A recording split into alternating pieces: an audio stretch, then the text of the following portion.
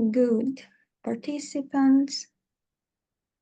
I'm trying to see all the...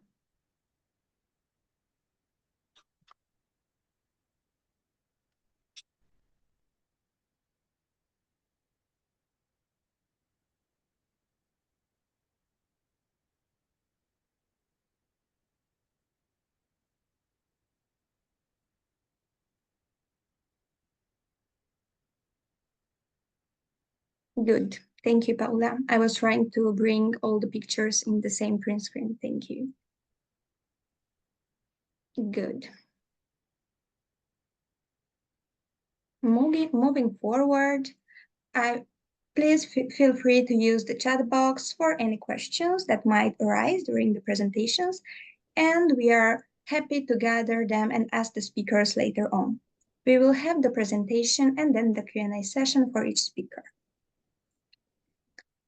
Now I'm pleased to invite Mrs. Pilar Calva to guide us through the complex and thought-provoking field of bioethics.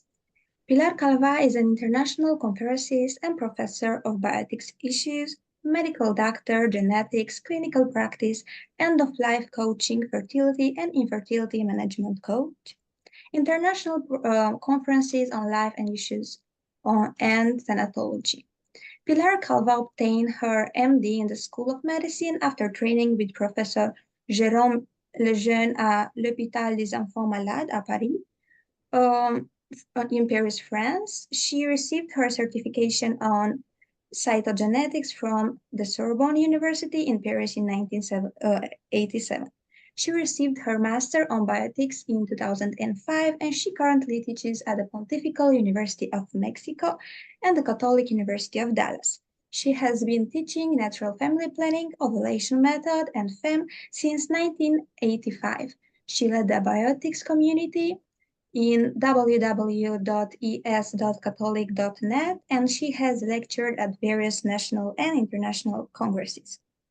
Member of the Pontifical Academy for Life between 2002 and 2012, the Bioethics Council of the Mexican Episcopal Commission for the Family 2004, the Pan American Society of Bioethics, and the Mexican Academy of Bioethics, the Regional Observatory for Women in Latin America and the Caribbean, and the Mexican Association for Human Genetics. She has 4 children and a granddaughter. So, Mrs. Pilar Calva, thank you so much for being here. You have the floor. Thank you. Thank you both Paulas for the invitation and Simon. I'm glad to be with young people. I think young people are very brave to defend the truth.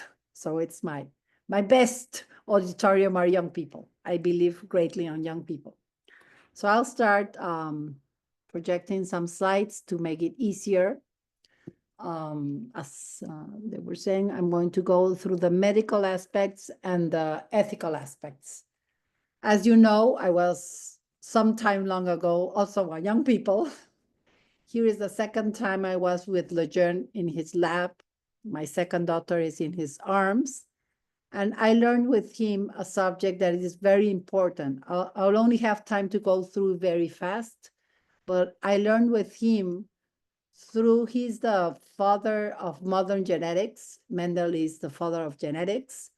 So he was the one to first study more about chromosomes, cytogenetics, and more about genomics and epigenomics. So I learned with him this fact that is so important. During fertilization, and it's very obvious, but we have to, when we discuss these subjects, we have to know, have it clear, what are we transferring to the subrogate uterus, to the subrogate mother? And sadly, I see, at least in some Latin American laws, that they are not even speaking about a woman. In Spanish, we have 2 words. In English, you have only 1 word. In English, you say the receptor of the embryo. You don't know if it's a man or a woman. In Spanish, we would say receptor for a man and receptora for a woman. And as looking at some propositions of law, at least in Latin America, in Spanish, They are not speaking about receptora, that means a woman. They are speaking about receptor. And every time I try to put the A, they just leave the without an A. That's a very surprising thing that I've been going through. So what I write on the upper part is sometimes what Lejeune said in very, very extraordinary phrases, small phrases. So we have no doubt that once that conception, fertilization, or fecundation, it's the same event with different words. Both, every word is biological, it's scientific, means when the ovum or egg cell and the sperm cell join. What happens in that moment? We have the complete genetic material, the complete genomic material. Another very important event happens because the way that both gametes are made through meiosis, two events happen. One is crossing over. That means that the paternal and the maternal parents of the person who's making the gametes, they have to interchange small parts to be able, because they're going to give only either their maternal or their paternal material. If they are the father, they are going just to give one of them, because during meiosis, the genetic material comes to an haploid number of chromosomes, just 1, 1, 2, 121. So that's a way to assure that you will have characteristics of your paternal grandmother and paternal grandfather. There are between 3 and 8 crossing overs between the homolog chromosomes. And the interchange is not done in the same place every time. So through mathematics, there we have to speak not only of exponential changes. It's not 23 to the 5th potential. You have to make a factorial calculation. Then the first law of Mendel, segregation, that means that either the paternal or the maternal chromosome comes to this gamete. So just telling you, this is science, mathematics. A woman can make 1 trillion with her genetic material of combination of egg cells. That's incredible. And the same father can make 1 trillion of genetic combinations. Then comes the epigenetic, the imprinting. We think this is a very new concept, but I found it in Lejeune's material. That means there are radical chemicals that, like, they mark the most important. The egg cell has a different imprinting than the male cell. And when they join, two very important genetic things happen. This is not a belief, this is not religion, this is pure science, genetic science, genomic, epigenomics, whatever Lejeune taught to us very well. That means that if 23 chromosomes from the women join 23 chromosomes from the sperm cell during fusion, there is a complete human genome in conception or fertilization in the glass tube. But other cells have 46 chromosomes. But what's the main difference between any cell of the woman and this little tiny embryo? That the genetic material is completely different from the mother, because it's a combination between 1 trillion and 1 trillion. It's between 1 examillion combinations. So It's a new material, irrepeatable material, and that means individual material. So it's an individual human being. It's this person in particular. When we hear that I can do with my body whatever I want, this is not part of your body. Your pancreas cell is part of your body because it has the same genetic material as your skin cell, as your lung cell. But this material is different. It has 50% of the genetic material like the mother's, but in a combination is completely new. She cannot identify in any of her cells 50% of the material that comes from the man, from the father. So this makes it not a part of her body through science. This is not religion. This is not belief. This is complete science, genomics, epigenomics, and cytogenetics, which I studied with Lejeune. So this is very important to know. It can even have a chromosome that the mother doesn't have. If the father gave a Y chromosome, this new baby, this new human being, has a Y chromosome that the mother has in any of her cells because it's Jimmy Smith. And if we put the second last name, the mother's Gonzalez. So he's a new individual.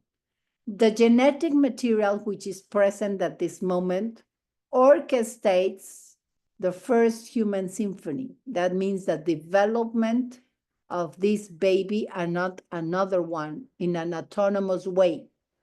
And in vitro fertilization even demonstrates it more because you can have this tiny baby for 3 days in a glass tube and the mother can be in another continent.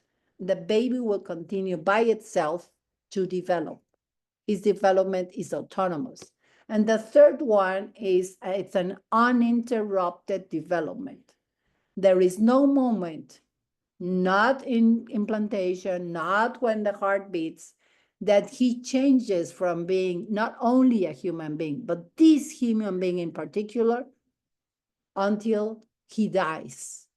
Almost none of the genetic material that we receive at this very important moment that's called fertilization in vitro, when it is done not in the fallopian tube, but in a glassware, is the moment when this genetic material will not change. Maybe one of the million letters will change in a mutation, but it's just one letter and it can cause a disease, of course. So this concept is very important to know what we are putting in a subrogate mother. We are not putting a cell. We are putting a tiny human being. This is how Lejeune expressed it. Okay, another very important concept that's more philosophical, but it's only known through biology. And I'm still making reference to Lejeune in the next slide, but we need first this one. Sexual reproduction makes having the male and the female unite so that there can be puppies, there can be kittens, and there can be babies. So we share with biology that reproductive system that is well studied, and I thank FEM and all the work they do. We know that it has to do with procreation. But what makes completely different this from the dogs, the cats, the elephants, it's also the most loving act between the spouses, between a man and a woman. And this is totally fusionated substantially. So whatever you do in breaking these two meanings of the marital embrace will affect one or the other. That's why Lejeune could conclude these famous phrases. Oh, I learned a lot from Lejeune. And Lejeune made me change as a young woman I was doing many of these things in my practical day-to-day life as a young doctor when I was able to study with him, and I was able to recognize so many truths that have helped me a lot during these other decades of my medical life. So he said, contraception is to make love. That means to unite a man and a woman that should be spouses, but not making the child. Okay. When contraception is used, there are no babies, but contraception doesn't make it to be a complete unitive act, especially when there are permanent contraceptions, such as salpingoclasia or vasectomy. Fertilization is completely the opposite, he said. It's making a child without making love. So what's the problem of all the artificial techniques, not only the one of the uterus and in vitro, also insemination, that we make babies and there's no union of the spouses? And this affects the love and the child. The third thing he said is abortion is to unmake the child. So we already have the child and we throw it to the waste. But there are many abortions too. Maybe not the medical definition, but maybe lives are sacrificed when they are still not in a possibility of surviving. It has to do with the 20 weeks of the definition of medical definition of abortion when we make all these techniques. And pornography is to unmake love.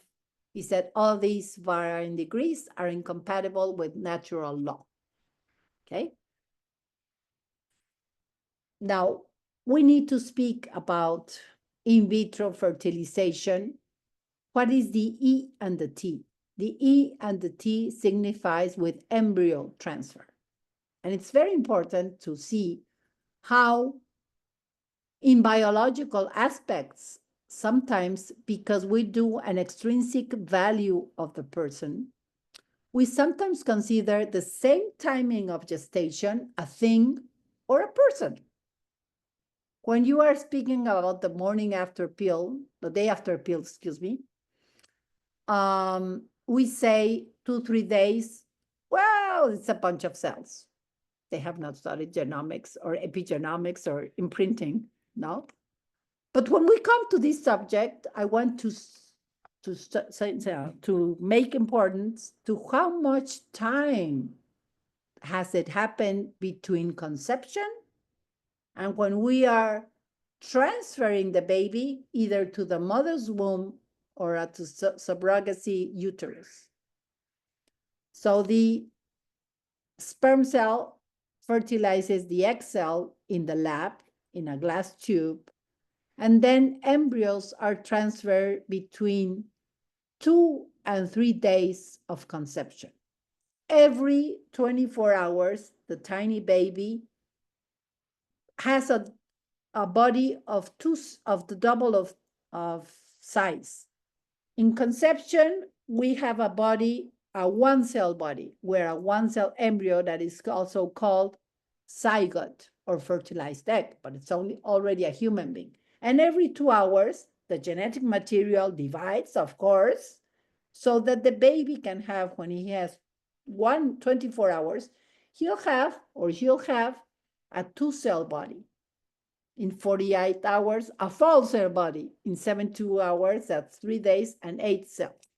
So the embryo is transferred and called an embryo when he or she has 2-3 days. We recognize that the embryo is a baby because nobody will pay for a thing that we are passing and then it will become a baby. And there's no genetic or scientific fact of considering that. This is what we do. There are different ethical dilemmas. I have no time to speak about them except one. isolated, we obtain, or they obtain, sperm cells, mostly through masturbation, an isolated act from the spouse, from the marital act, okay? Then there's sperm capacitation, because this takes place usually the last part of capacitation on the cervical secretion, the biomarker, cervical marker, so-called in fem. It's a very good word. So because in an in vitro, it will not go through this biomarker, cervical biomarker, they need to do this part, last part, in the lab. Then isolated again from the marital act, women are hyperstimulated. There's an exploitation, as they are calling it. It's a very good word. The woman is asked to be able to ovulate. They see her on the ultrasound, they see she's ovulating.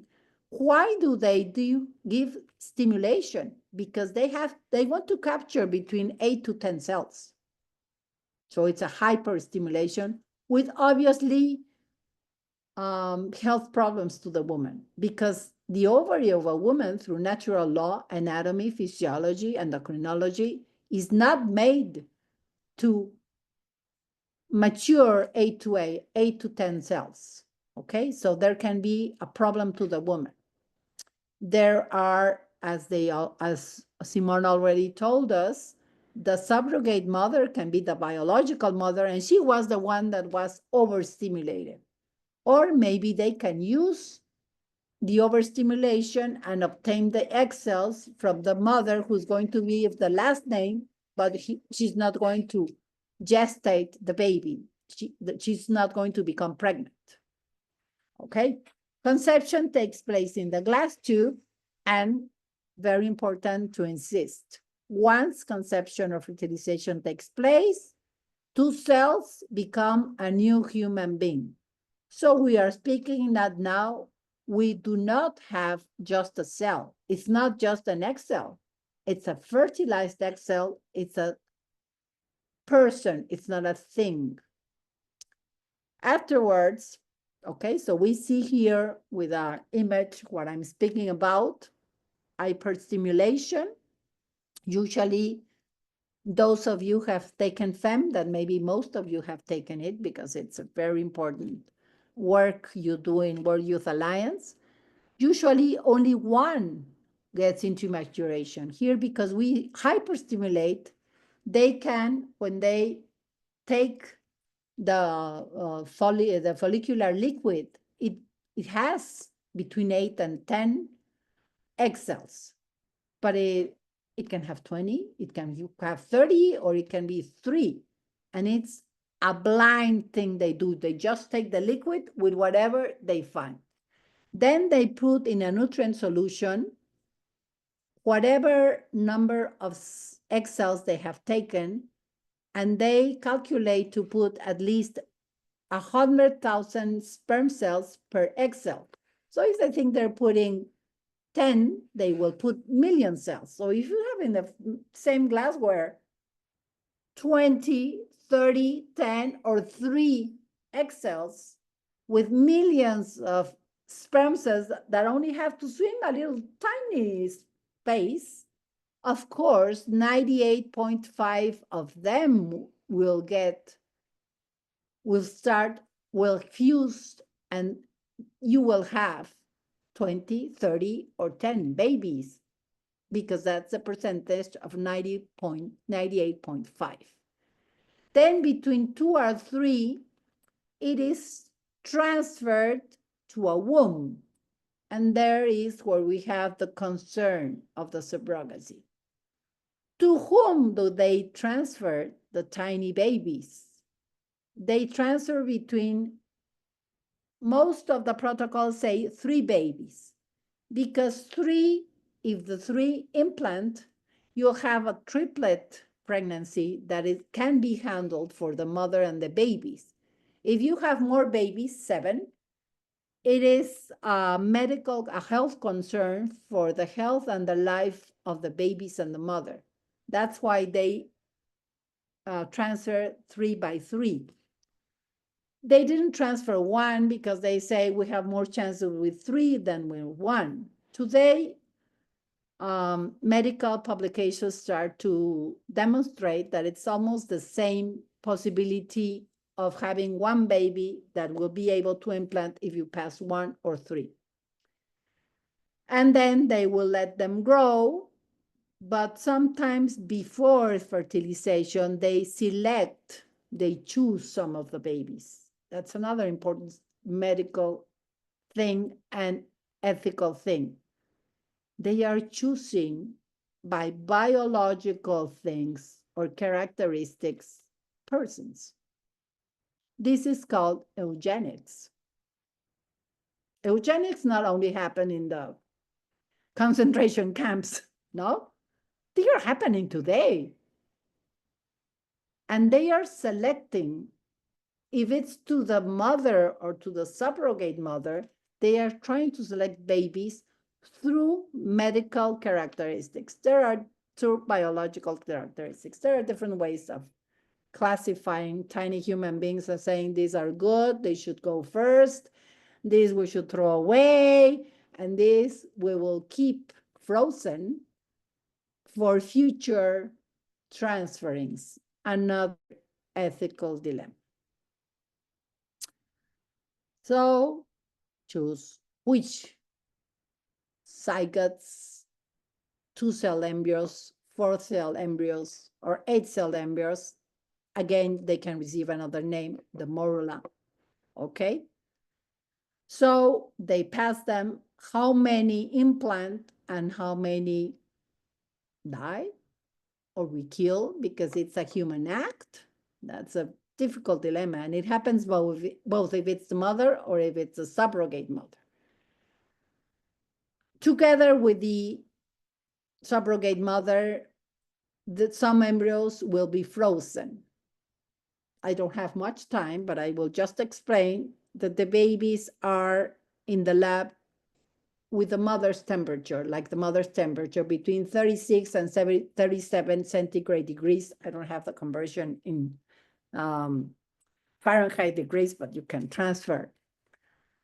And when they are frozen, they come down to minus 196 centigrade degrees, almost 200 degrees, from 37 plus 37 to minus 200.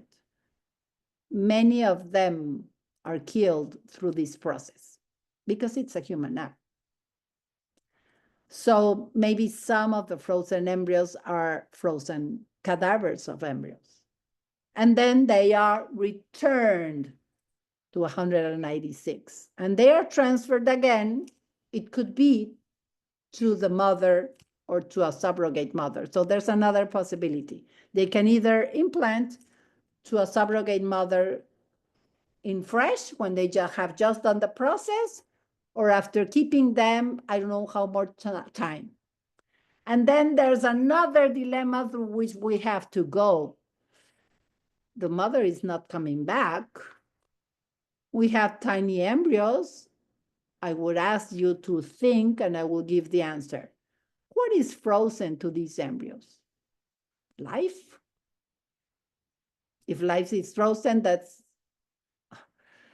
to resuscitate someone some hours afterwards, some days, and some human persons have been frozen their life for years. There might even be some sisters and brothers of Louis Brown, the first in vitro baby, 1978.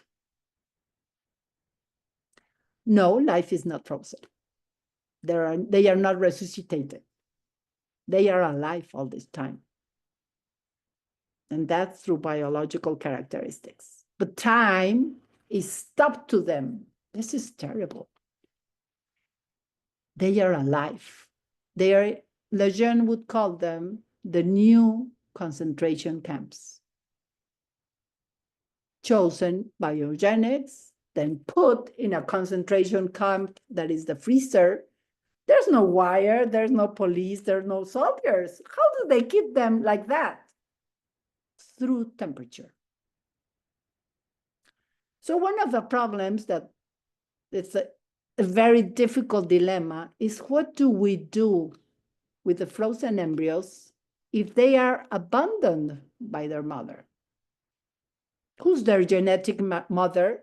The mother who gave the genetic material. It could be the subrogate mother that went away, or it could be the mother who's going to give the last name and who paid the husband the process. Who's responsible for them? And then comes another temptation of the surrogate mother.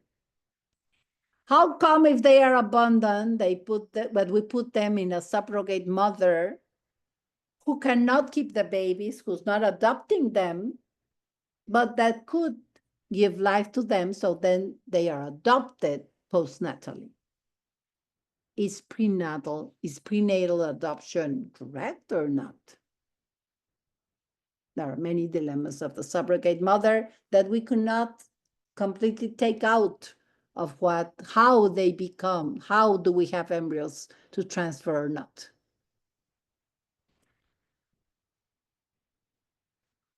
Embryo loss is very important. It's very high.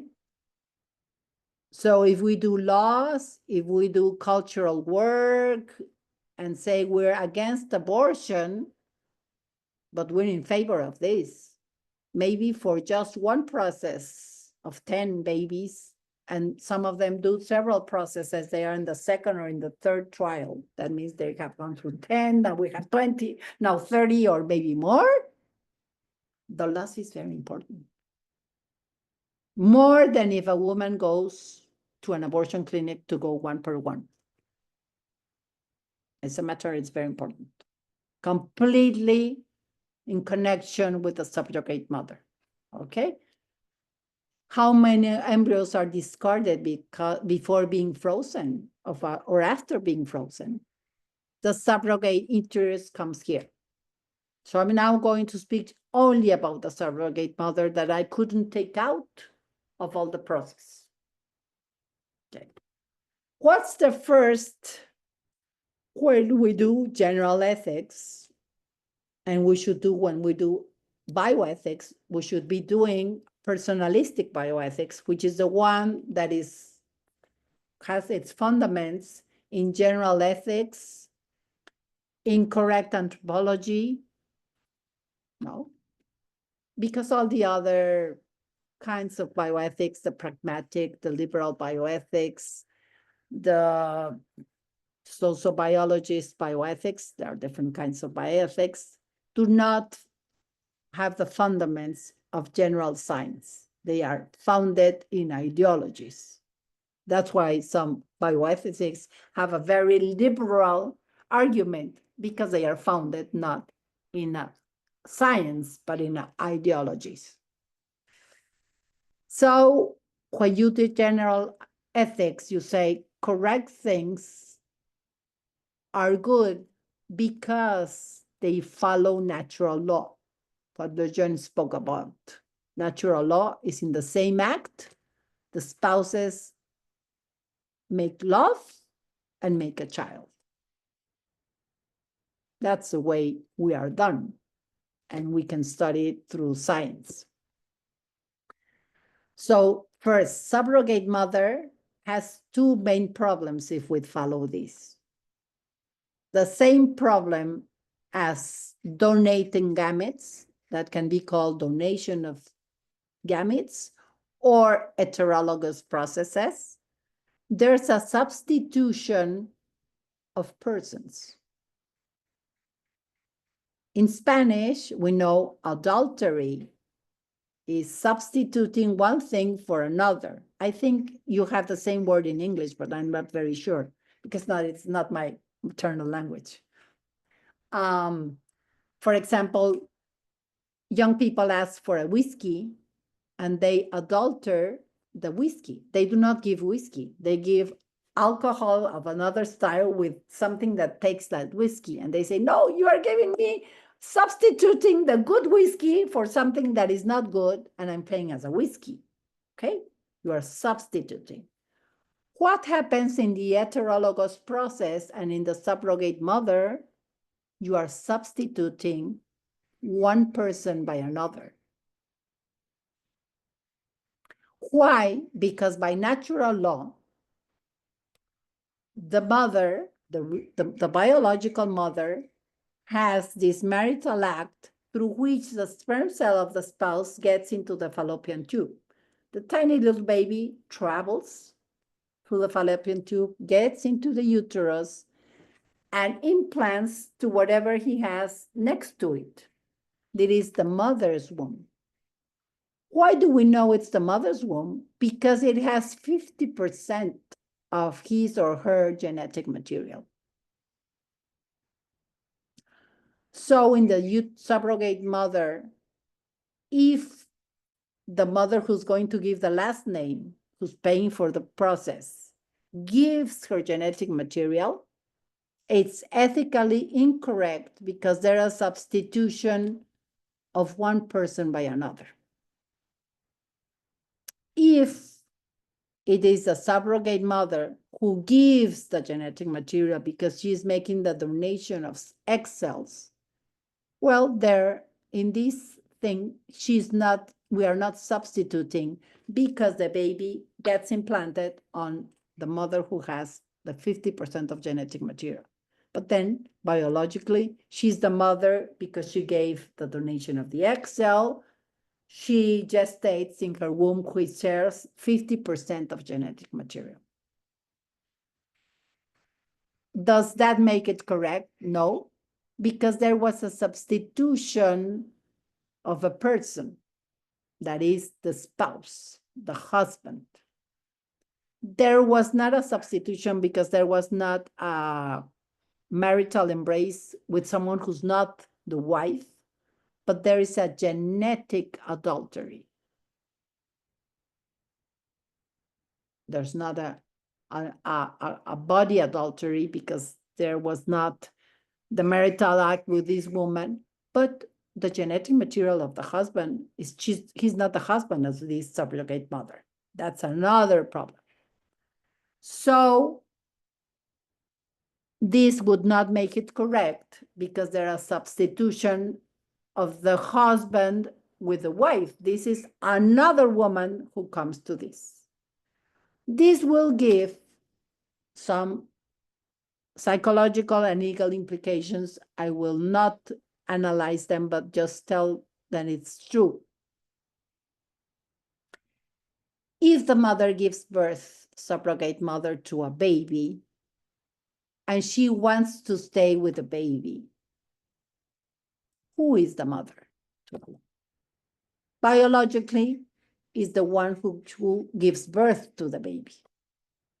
Oh, no, but this is not the mother because she signed some papers and they take the baby and give it away. For the Latin America law, the mother is the one who gives birth. So if they make a correct jury, the biological mother will have the custody of the baby. What happens if the baby comes with a trisomy 21, whatever I learned with Lejeune? He was the first to describe the cause of Down syndrome. And then the parents who gave the money and who they are going to give the last names tell the mother, no, we do not want it. And if they do make prenatal diagnosis, they will tell the mother, you have to go through an abortion. We used one of these cases in Mexico. There was a very poor woman who had 3 babies, 3 children from 3 different fathers. She was very poor, and they asked her to become a subrogate mother. And you can call it subrogate mother, and it's true, because there is maybe a genetic bound. If there is not a genetic bound, there is a chemical bound within the mother and the baby. So she's a gestational mother. And there is a chemical bound with her. And then they asked her to go, everything came very good. She gave the baby. Her heart was completely broken because she felt the baby. She had nausea. Then she had milk for her baby that was taken away, etc. And this is all biology. Then she comes again through subrogation. And this time, as the one before, she was asked to make some last tests and amniocentesis test or trophoblast study. And they tell her, this time the baby has Down syndrome, trisomy 21. We are going to do an abortion. And he said, what? This is my child. I will not abort it. And she said no. So she was not paid for. She was not paid for the doctors and everything. And now she's a happy mother with 3 children and her child.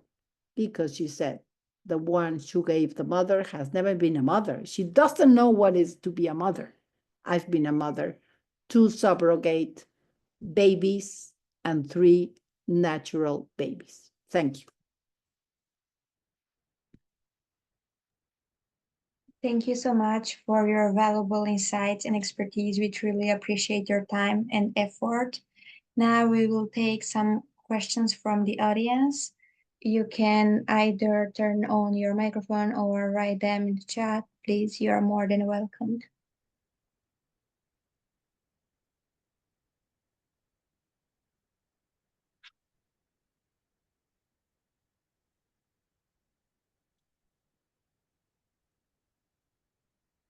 I might have a question if no one else wants to start.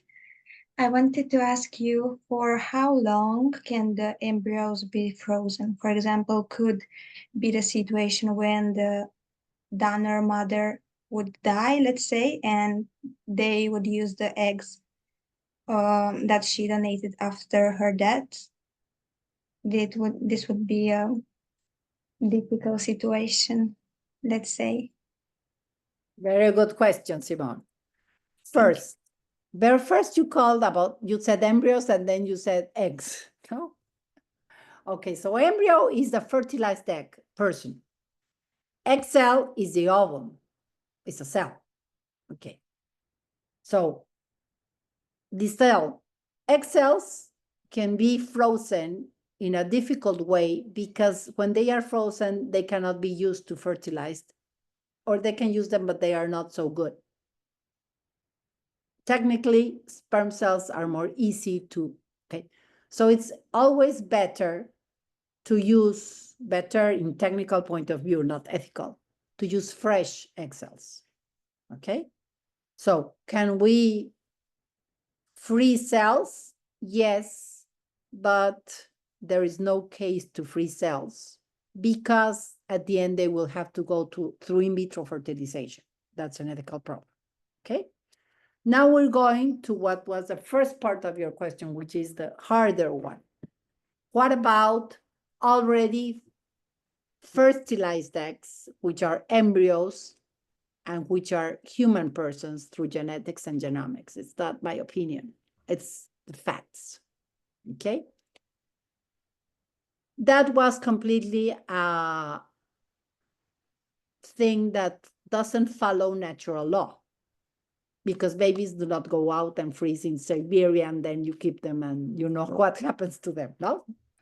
So we didn't have like the knowledge because this doesn't happen. The baby's always inside the mom, or through spontaneous miscarriage, he dies when it's very premature, he's going out, okay? So at the beginning, they gave the 5 years and 5-year law, but it was a knowledge that was taken from imagination because we had no experience. Why did they say 5 and not 3 or 10? I don't know, but we couldn't have any scientific data. So it's very sad because some laws, I think it's like Spanish law, they say after 5 years, if the spouses give the money again from the freezer, it's their choice to keep their son or give it away or donate it as biological material. But if they do not pay 5 years afterwards, then it becomes biological material. Again, playing with terms, giving dignity to according to the terms they give. Okay. Thus, I know, but it could be interesting to be keeping up date with the scientific literature. A baby up to 12 years of freezing has been able to continue to develop, and he has been born. So my answer would be, we do not know. Thank you. That's really interesting. That's another serious problem, Simon. I was Yes. finding it good for your question. Thank you so much. Now we will that Francis has. You can turn on your microphone. Okay. My name is Francis. I have two questions. Francis, can I see your image and your video? I would be glad to. Okay. And not only your picture. It's a very That's a deformation of doctors. We like to see our patients. Okay. okay. Now ask me. Good. Yeah, Good. it's very late here, so I'm in Vietnam and it's 2 a.m. So it's quite late. Right. So my first question is it's more on morality. My first question is do you normally know the donors of the sperms? Do you or you just take them randomly, or is it like a bank, like the blood bank that people go there to donate? Or that's my first question. And okay, tell me your first and then you give me your second, because I'm now old and I cannot keep the second question. okay. So I'll answer and then you give me the second question. Okay. Right. Unless it's related. It's related to this one or it's another thing? Yeah, it's now try with this one. Answer this first. Okay, so I'll answer first. I do not do the process. Sometimes say we because I'm a physician, but I do not do it. I'm against it. But Okay. yes, the answer is yes. Up to today, most of the laws, but I don't know much about laws, another person will speak about that, have the donation of any cell of the body, and the egg cell and the sperm cell cells, very important cells because they have the possibility to become children, but they are cells now, okay? They do it through anonymous processes. This has some legal advantages, like not having the new boy to come to the original father and ask him for money or whatever. It has psychological advantages, maybe, but it doesn't have any medical advantage. Two problems I can think about having anonymous process of donation. Many choose the same biological characteristics of the donor. So many sperms are given away, or maybe few sperms. But what happens if in an interchange by the networking or whatever, two from the same father of the same mother get to know and get in love, and then they want to get married? We don't know who is their father. We just know they became from gamete donation. What's the blood relation between them? They are half brothers or sisters, no? They are half brother and sister or half sister and brother because one of the parents is the same, but they do not know. And then there comes consequences of reality, not imagination. I see them as geneticists.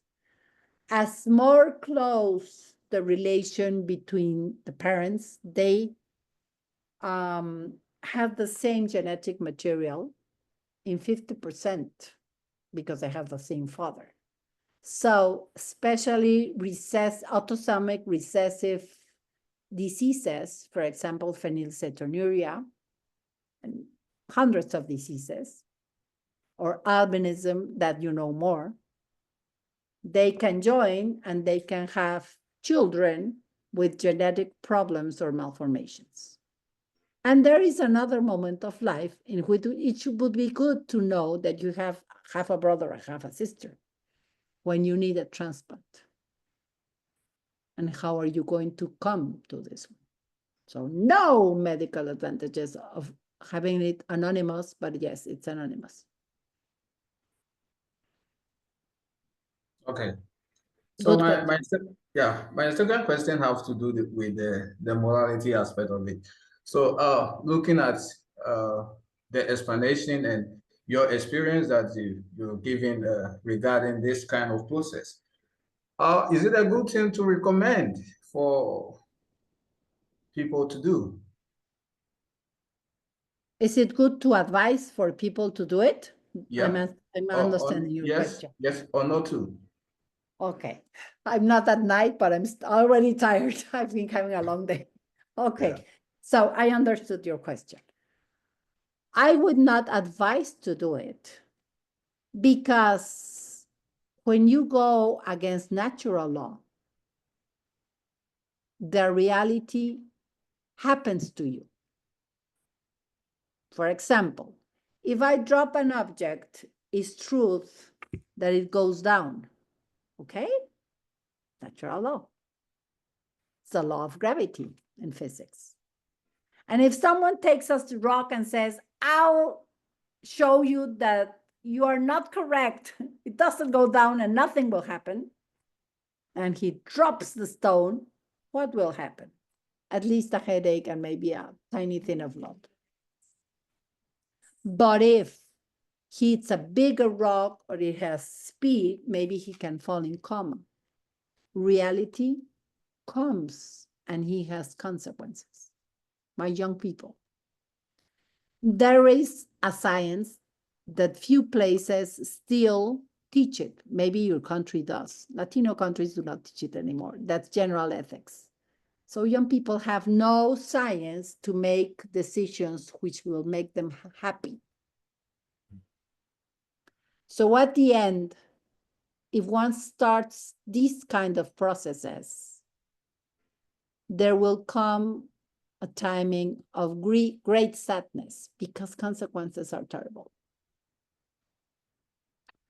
And there are other ways of helping. I'm not saying that we can do nothing to infertility or sterility. One of the ways is FEM. That's why I was certified in FEM, because I already used to treat this kind of people as a geneticist. And then I discovered a great treasure in FEM, because you can know what is happening and you can repair. So better than making a baby as it was a thing, I should repair what's happening with husband or woman and help them. Do you know why is the first cause why women go to in vitro fertilization and sometimes to subrogation? In vitro is because they have fallopian tube problems. And fallopian tube problems are not genetic, are not malformations. There can be, but most of them are because of the way they are living their sexuality before getting married.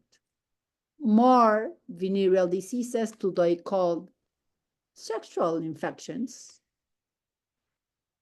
The fallopian tubes get salpingitis, they swollen and they are closed and with a lot of microbes.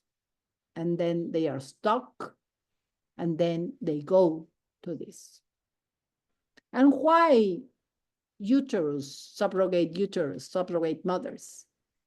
Because some very young women, they have to take out their womb hysterectomy to save their lives.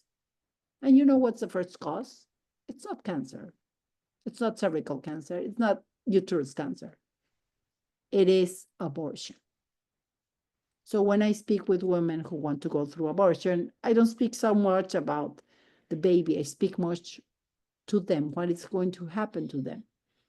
And one consequence, even if it's legal, very clean, in the best hospital, is that if you touch, while doing an abortion, a womb that all the arteries are open, it perforates. And the woman starts bleeding and bleeding and bleeding. And either you take out the uterus and save the woman, or you will have a funeral with a woman with uterus. Very sad. So we have to make more prophylaxis, prevention, as we should be doing in any medical subject. So I would not advise. I will first prevent, and then let's diagnose and treat.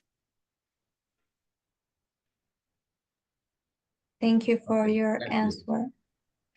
So Thank you. congratulations for what you do in FEM, because you're doing prevention through everything you do. I know perfectly well what you do, and I want to congratulate you as young people doing that. Thank you for your answer. Thank you, Francis, for joining us from Vietnam. We appreciate it. Now we will take the next question.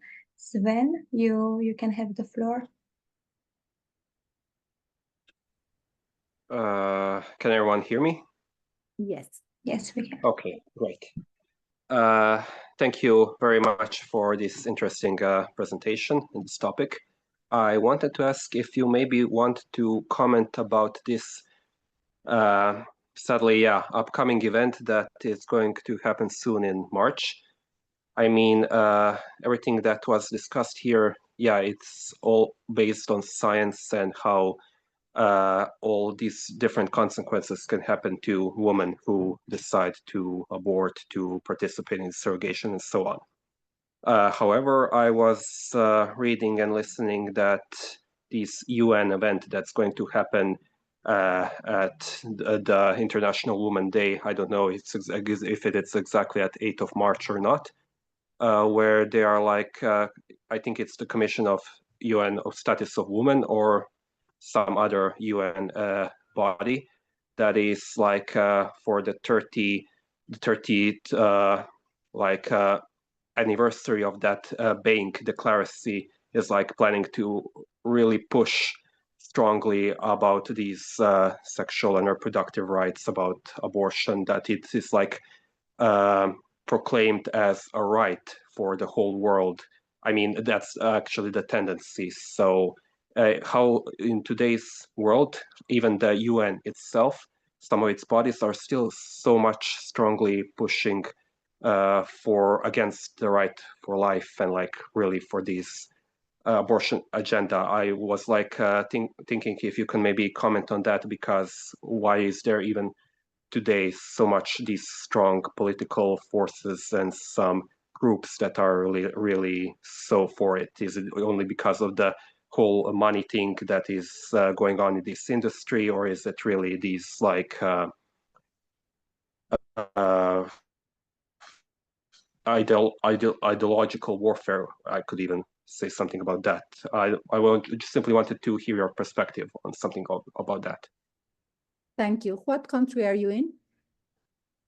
Croatia. What? Croatia? Croatia. Wow. Yes. Wow. I'm so happy to be in the world. Okay. And see faces, because you are in the world in networking, but you don't see faces. That's very horrible. I cannot know exactly the cause, because I cannot get in the mind of everyone. That's why ethics judges acts and not persons. But I can tell you that today, through relativism, that is not ethical relativism too only, there's scientific relativism, there's faith relativism, okay? We are not using our minds, and they are kidnapping us or stealing us common sense. So a simple, very poor woman in our countries, and maybe in your countries you can find it, or if there is someone in Africa, I'm sure you can find them. They have such common sense. They will never say, I'm not going to give my grandpa to eat. They do not have parental food. That's another very interesting subject, euthanasia. But they know they have to give food because they know they have to give food to their chicks, to their pigs and everything. They have common sense. Okay, so first we have lost common sense. That's very important. Let's go back to common sense. Too much screens and networking, take out common sense. You have to practice common sense, no? They have kidnapped the truth. Now you have to demonstrate the truth. I shouldn't have to be telling you, a baby's a baby since conception. I know that you know it, but you have to have the arguments because they are taking out the truth. So you have to go back to demonstrate. And they usually ask at UN, oh, how do you give the fundaments? And we never ask for the fundaments to those who believe it's not a human being. What's your fundament for that? So they are stealing the truth. They are stealing the universal values. So now you can kill someone if this someone is inside the uterus and if this someone, the mother doesn't want it. But you cannot kill, and you have to protect the life of someone they paid a lot to you for you to produce it, and you have it in the lab and they keep paying. Relativism, there are no universal values. No? So we have to go back, and that's, I think, something that World Youth Alliance is doing.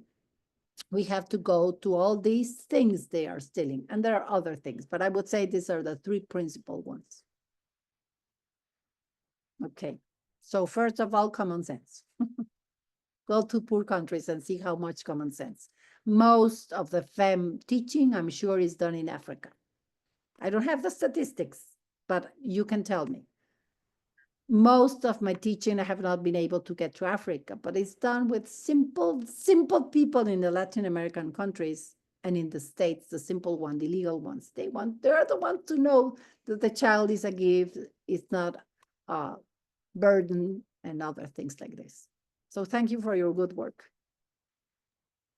Thank you so much for the question. I also wanted to add the fact that we would like you to stay tuned because me, Paula Godin, and also the other fellows will go to the UN at the Commission on the Status of Women. So we will for sure give you more details about what they are going to talk about and more insights from the UN.